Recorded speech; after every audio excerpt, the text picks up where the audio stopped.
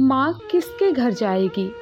तीनों बेटों और बेटी के चेहरे पर एक ही सवाल था। वह सबके सब कब से अस्पताल के बरामदे में टहल टहल कर इस सवाल का जवाब सोच रहे थे। मेरा ख्याल है कैलाश भैया सबसे बड़े हैं, इसलिए उनका फ़र्ज है कि वह माँ को अपने घर ले जाएं।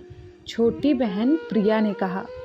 बड़े भाई ने एक नज़र अपनी पत्नी की ओर देखा और कहा, मुझे पता है कि यह मेरा फ़र्ज है कि मैं माँ को अपने घर ले जाऊं, लेकिन तुम सब तो जानते हो मैं और मेरी पत्नी हम दोनों जॉब करते हैं और माँ की देखभाल के लिए किसी ना किसी को तो सारा दिन रहना होगा, जो हम नहीं कर सकते। लेकिन बहना, तुम तो सारा दिन अपने घर में ही रहती हो। मेरे ख्याल से तुम माँ का हमसे ज़्यादा ख्याल रख पाओगी। पैसों की चिंता ना करो, जितने पैसे लगेंगे मैं देने के लिए तैयार हूँ। कैलाश भाई ने पैसों पर जोर देते हुए प्रिया से कहा। भैया, मेरी तो बड़ी ख्वाहिश है कि मैं माँ का ख्याल रखूँ, उनकी सेवा करूँ, लेकिन आप मेरे ससुराल वालों को तो जानते हो ना, मुझसे यह बर्दाश्त नहीं होगा कि कोई मेरे भाइयों को बुरा भला कहे। मेरा ख्याल है रमन भैया के घर माँ ज़्यादा आराम से रह सकती है। छोटे भाई शुभम ने भी बहन की हाँ में हाँ मिलाई। रमन और उसकी पत्नी ने एक दूसरे की तरफ देखा। ऐसा लग रहा था जैसे वह आंखों ही आंखों में एक दूसरे से कुछ कह रहे हों।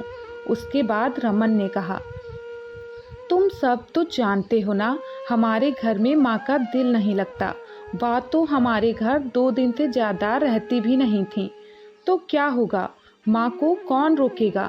प्रिया ने अपने छोटे भाई शुभम को देखते हुए कहा।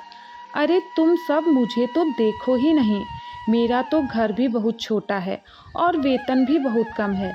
मेरी तो मजबूरी है, मैं माँ को अपने साथ नहीं रख सकता।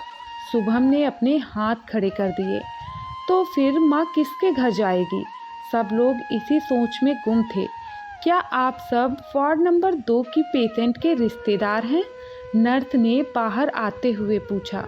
सब घबराकर उठे। जी हम ही हैं, आपको डॉक्टर वार्ड में बुला रहे हैं। वे सब दौड़ते वार्ड में गए।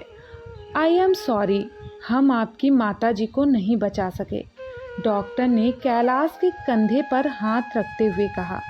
सबके चेहरे पर उदासी तो थी, लेकिन शायद दिल के किसी कोने में खुशी भी थी कि अब उन्हें अपनी माँ की सेवा नहीं करनी पड़ेगी और ना ही माँ को किसी के घर जाना पड़ेगा। दोस्तों, यह आजकल की सच्चाई है।